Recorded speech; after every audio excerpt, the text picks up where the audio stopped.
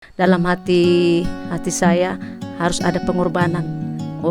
Pengorbanannya adalah perasaan saya untuk dekat putri saya satu-satunya harus saya relakan supaya untuk masa depannya.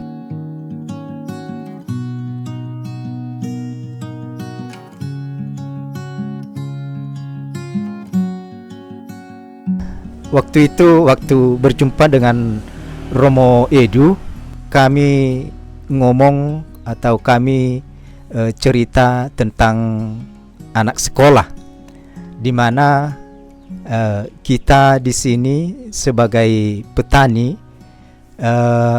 memikirkan bagaimana situasi anak-anak kita ke depan, karena situasi kita atau keadaan kita di sini sebagai petani adalah hidup dalam keterbatasan, ya, artinya hidup hanya pas-pasan. Dengan itu kita pikir anak-anak juga ingin sekolah atau ingin sukses ke depan. Jadi kita pikir-pikir kalau hanya tetap betah di sini atau tinggal di tempat ini mungkin tidak sanggup, karena ada juga yang lain yang kita pikirkan.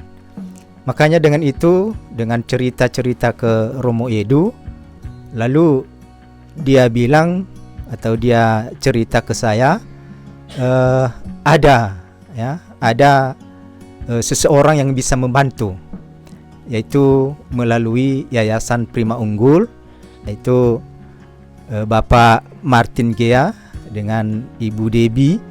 Di sana mereka bisalah membantu kita, ya, untuk menyekolahkan kalau ada anak yang mau sekolah, terkhusus untuk keluarga yang tidak mampu. Ya, dari situ mulailah tergerak hati saya. Oh, kalau begitu mungkin ini suatu jalan bagi keluarga kita, ya. Terus cerita sama ibu di rumah, mungkinlah ini suatu mungkin ini suatu cara biar anak kita ini bisa melanjutkan sekolah.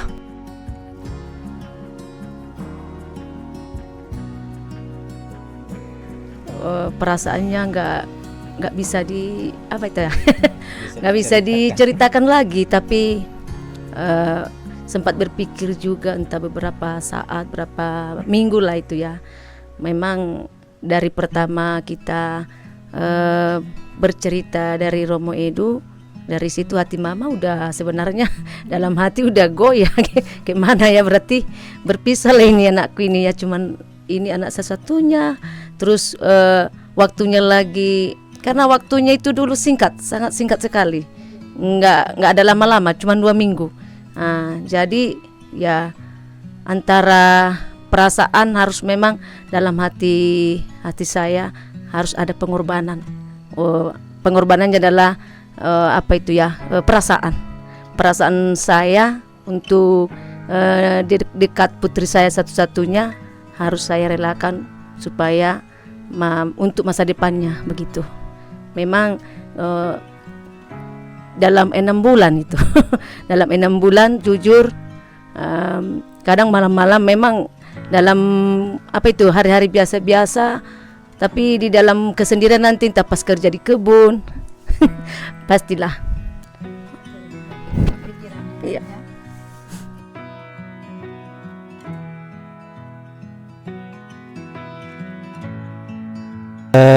Perasaannya sangat senang, ya, sangat senang, tidak menyesal berpisah dengan orang tua demi masa depan. Dan saya atau kami sangat senang karena Lydia menepati juga janjinya bahwa dia tekun dalam pendidikan, dan sampai sekarang dia sudah seperti ini, dia sudah kuliah.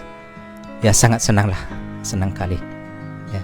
Harapan kami kepada anak kami Lydia, tetaplah tekun belajar, ya, tetap andalkan Tuhan semoga anak kami sukses dan menjadi anak yang baik, yang tetap berbakti kepada orang tua, dan terutama jangan lupa kepada bapak ibu yang telah membina selama ini. Tetap berterima kasih dalam segala hal. Semoga ke depan bisa menjadi anak yang baik dan sukses. Perasaan saya dalam hati puji syukur. Puji syukur pada Tuhan yang mana yang selama ini tidak sia-sia menahan segala keinginan rindu untuk bersama Lydia di sini, dan kadang iri sama tetangga. Irinya nengok anaknya cewek, tapi itu terbayar semua ya. Dan terus tidak lupa juga mama selalu menasihati Lydia, jangan lupa tetap bersyukur dan tetap patuh kepada bapak ibu. Jangan lupa berterima kasih, karena apapun yang mereka lakukan itu tidak bisa kami lakukan sebagai orang tua kandung di sini. Dan tujuan mereka juga jelas untuk kebaikan kalian semua, anak-anak mereka yang ada di situ. Karena kami melihat setelah beberapa tahun bahwa mereka benar-benar Bapak dan Ibu Debbie benar-benar memberikan kasih dan perhatian yang begitu tulus.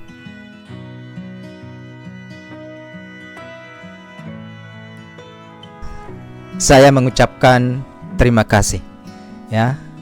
Terima kasih sebanyak-banyaknya untuk Bapak dan Ibu Debbie yang telah memberikan tenaga, yang telah memberikan pikiran ya, dan juga materi untuk mendidik, membina anak kami Lydia dalam hal pendidikan, dan juga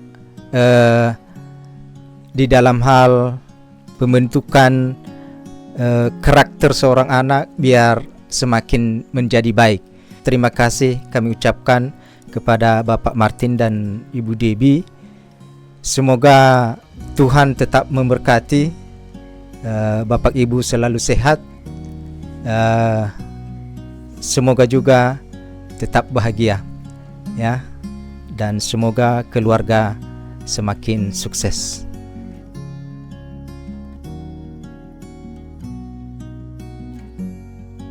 Mungkin dalam angan-angan kami, mungkin kami bisa jumpa kalau ke Jakarta itu. Tapi kalau jumpa di rumah ini, jumpa di sini, wah nggak pernah terpikirkan. Itulah memang rencana Tuhan lebih indah. Apapun rencana manusia, tapi dia rencananya lebih indah dan lebih lebih tepat pas pada waktunya. Iya. Dan senang dan tidak bisa berkata-kata bagaimana rasa senangnya kami. Dan memang walaupun di samping itu ada rasa gimana ya Bapak Ibu Debbie nanti kalau sampai di sini bagaimana kita menyambutnya, kita tidak punya apa-apa gitu. Tapi dalam hati kecil lagi Bapak Ibu mereka tulus dan ikhlas, selalu apa yang mereka berikan berarti. Mereka pun nanti kalau sampai di sini mereka bisa memaklumi beginilah keadaan kita. Mungkin mereka pun nanti kalau banyak kurangnya kita menyambut mereka, tetapi kita tahu bahwa mereka itu orang baik dan tulus niatnya dan ikhlas. Itu saja yang membuat jadi kita sangat senang dan bahagia.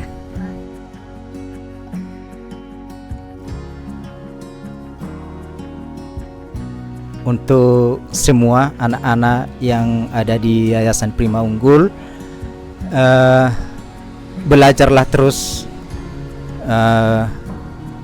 dan tetap bersyukur kepada Tuhan.